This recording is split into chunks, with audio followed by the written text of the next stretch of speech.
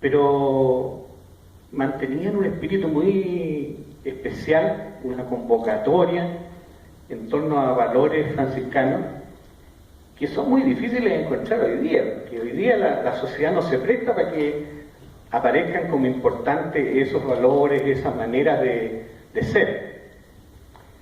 Por eso aquí es una cosa muy significativa, y vuelvo al presente, que hoy día, después de casi 2000 años de historia y de nombramiento o elección de papa, por primera vez existe un papa que se llama Francisco, porque él, al parecer, por lo que ha ido demostrando, quiere recuperar esa manera de ser que venía del siglo XII con San Francisco, que era una inserción distinta de la Iglesia en el mundo a como la hemos conocido nosotros mayoritariamente.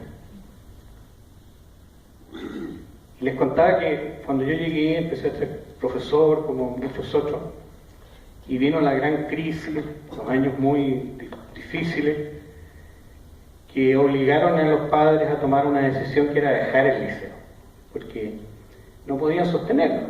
De ahí viene el nombre sostenedores.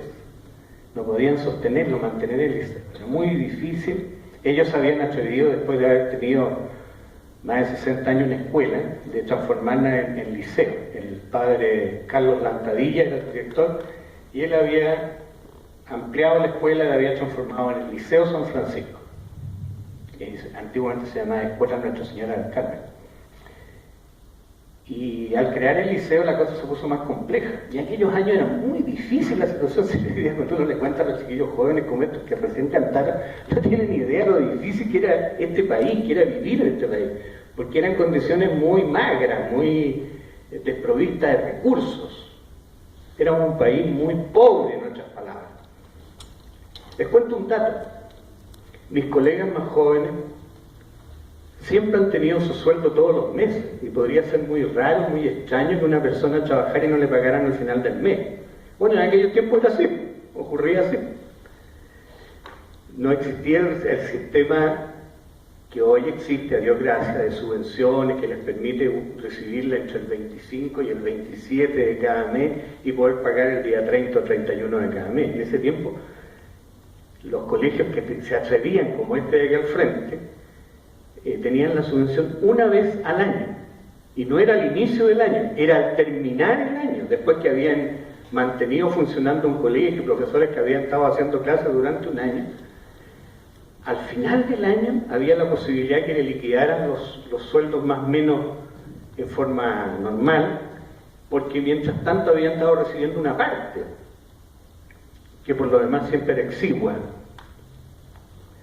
Entonces era muy complicado, ¿no? Los padres llegaron a la conclusión de ellos que no podían seguir en eso.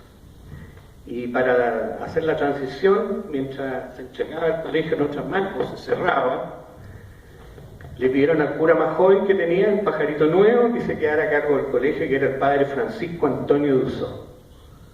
Un cura extraordinario, que además de su juventud tenía la ventaja de que era un artista, porque pintaba exquisito, cantaba exquisito, tocaba la guitarra, hacía coro, hacía disco, era un artista. Entonces, me imaginan las cualidades personales que tenía el padre Francisco Antonio, que murió muy joven porque era diabético y tenía, entre otras cosas, Francisco Antonio era una persona tan rara, tan especial, que había nacido en la isla de Pascua. Y Duzó es un apellido francés, porque era de descendencia francesa.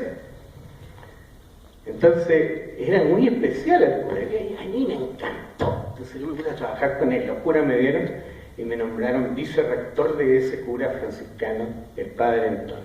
Entonces yo empecé a trabajar con él porque el padre Antonio, como todo buen artista, no le pegaba nada a la administración. Entonces, él tenía muchas cualidades, pero nada que viera con la gestión, como decimos hoy día, o la administración. Entonces esa parte empecé a llevarla yo, que además de profesor yo había estudiado ciencias políticas y administrativas, tenía una formación hacia el área administrativa. Entonces empecé a ordenar las cuentas y poco a poco salimos adelante, haciendo sacrificios muy grandes. Y cuando concluyó ese periodo, entonces los franciscanos ya entregaron el colegio directamente al arzobispado, que Después del Concilio Vaticano II, los obispados o arzobispados, como el caso de Santiago, cualquiera congregación, una monjita o que tuviera un colegio, no podía, si tenía problemas, llegar a cerrarlo, tenía que entregárselo el nombre legal es a los ordinarios eclesiásticos. Así se llaman los obispos en el lenguaje eclesiástico, se llaman ordinario eclesiástico, que no quiere decir que sea el más ordinario de los eclesiásticos, sino que es el responsable de la diócesis. Entonces tenían que entregarlo, y estos curas del frente hicieron lo mismo, fueron a entregárselo a los obispados.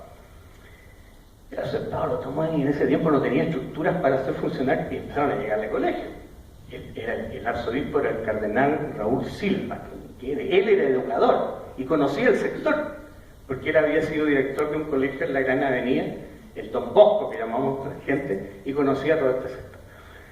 Entonces, ellos buscaron a un salesiano, que era el director de la Escuela Santo Domingo Sabio, el padre Sánchez, para que se viniera director aquí, ya que los salesianos tenían otros dos colegios cerca, podían mantenerlo. Pero el padre Sánchez sabía la pastita que teníamos, las dificultades, entonces le hizo el quite. Hasta que un día, yo había quedado esos meses, después que Francisco Antonio terminó su periodo, en enero, febrero, marzo, había quedado a cargo en forma interina, y me llamaron. A fines de marzo me dijeron, mira, yo sé que ustedes quieren un cura, estaba acostumbrado a su pareja, siempre ha tenido un director religioso, pero aquí no tenemos religioso, no encontramos, y queremos pedirte a ti que te hagas cargo. Yo soy laico, nunca he sido religioso, pero ocurrió que también tenían el mismo problema en San Miguel, el parroquial San Miguel, y tenían el problema en un colegio más grande, también en el barrio Alto. Entonces habían tomado la determinación el cardenal Silva de que cuando no tenían personal religioso en el propio colegio, buscaran un laico competente, según decía él, y los nombraron directores en 3 colegios. Y esto era porque la mayoría de ustedes son muy jóvenes, no saben que nosotros hemos pasado por la historia de Chile, hemos pasado muchos problemas, y entre el 70 y el 73 tuvimos una situación muy compleja en este país, y después del 73 todos sabemos que eso derivó en un golpe de Estado y en una dictadura de muchos años. En consecuencia, 3 laicos fuimos nombrados a cargo del colegio. Fue una novedad, porque no era común. Siempre el responsable de un colegio, de una obra de iglesia, era un religioso. Y en el peor de los casos, era un religioso que no venía nunca, que venía una vez a la semana de un par de vueltas, y los otros tenían que gestionar, pero el que aparecía era un religioso. Y aquí no. El cardenal Silva dijo, no, nada de cuentos de que aparezcan en nombre de, sino que tienen que hacerse cargo los laicos propiamente tal.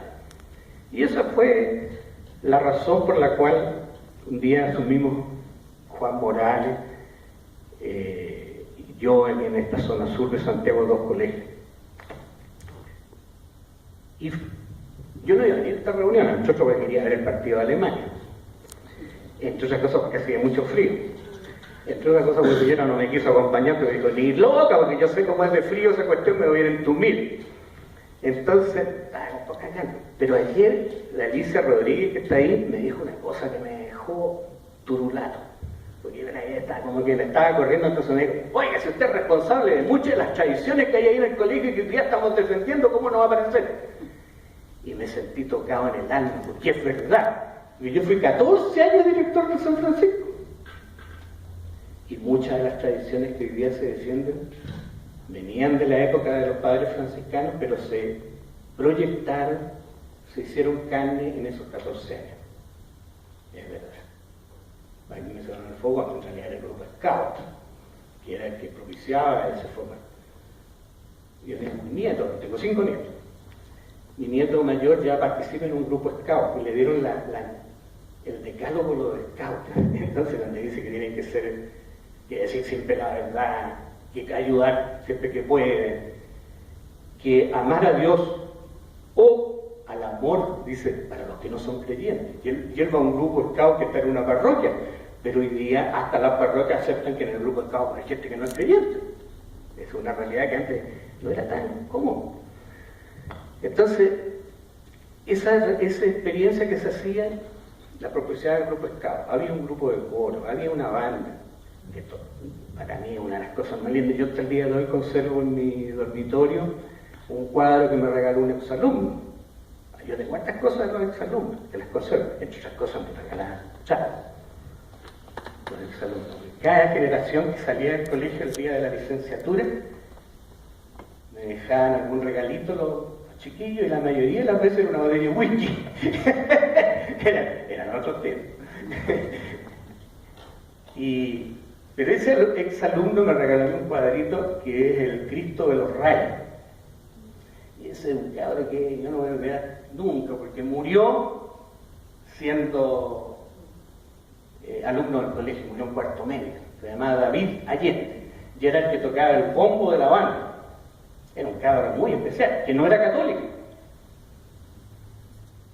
Y cuando yo lo iba a ver al hospital, porque en ese tiempo, ¿cierto, Bernabé, los que estamos aquí, era como una familia, así, todos nos conocían. Entonces, entre otras cosas, cuando uno sabía que un alumno estaba enfermo, no, era natural, no era por cumplir, era natural que uno tenía que ir a verlo, porque era su alumno, aunque fuera de un curso pequeño, mediano, grande, o un apoderado, era una cosa muy natural. Yo lo iba a ver los fines de semana, y un fin de semana él me tenía ese regalo, me dijo: señorita, yo me voy a morir. El cabro sabía que tenía un cáncer terminal, y quiero que usted se quede con este cuadro. Y yo lo he conservado hasta el día de hoy. Y creo que eso me ha acompañado durante toda mi vida humana, familiar, profesional. Ese sentir de la presencia de Dios. Bueno, no lo voy a alargar más. Pero les quiero invitar a que cuando hagamos un nuevo encuentro, cuando el Juan Miguel, con todo su dinamismo y su esfuerzo y todo lo que le acompaña, sean capaces de organizar un nuevo encuentro, hagamos una reflexión sobre lo que significa ser exalumno. Porque yo soy muy crítico y soy muy apegado a lo moderno. La gente cree que porque tengo muchos años y porque fui director muy joven, yo fui el director más joven que existió en aquel tiempo en toda la arquidiócesis de Santiago. En todo Santiago no había nadie más joven que yo a cargo de un colegio. Yo asumí cuando no cumplía 31 años. Anda, ver eso. En un liceo de esta envergadura. Bueno, y ocurre que yo soy amigo de las cosas modernas también. Me encanta la expresión de las cosas modernas. Toma. Pero críticamente. O sea, tratando de siempre no tomar las cosas en su conjunto, sino desmenuzar. Por ejemplo, todos los que andan en Brasil son fans de Chile, ¿verdad? Están con la marea roja, son de la selección chilena. Pero uno puede discriminar y decir, hay fans y hay fans, o no. O todos se están portando del mismo modo allá. No todos, ¿cierto? Bueno, en esta cuestión de los exalumnos, para no alargarle, hay que conversar qué es ser exalumno. ¿Qué es ser exalumno de este colegio, de San Francisco? Yo uso la expresión colegio, efectivamente. Me está alguien diciendo adelante, Juan Carlos, dice, este caballero es que decía colegio cuando todos los demás siempre decimos liceo. Me recriminaba y con justa razón, porque yo usaba la expresión colegio, sin desconocer el nombre, el mérito, todo. Pero yo les digo, ¿en qué se conoce un chiquillo que salió de ahí? Miren, hay algunos rasgos de personalidad que tendrían que ser propios de todos los que salen. Y eso es lo que se llama el proyecto educativo, que es lo que uno quiere formar, qué es lo que quiere el educador, que salga reflejado en la personalidad del que egresa de este colegio. Y yo les digo, de este colegio han egresado miles y miles, pero exalumnos son pocos, porque es distinta la cosa. Por ejemplo,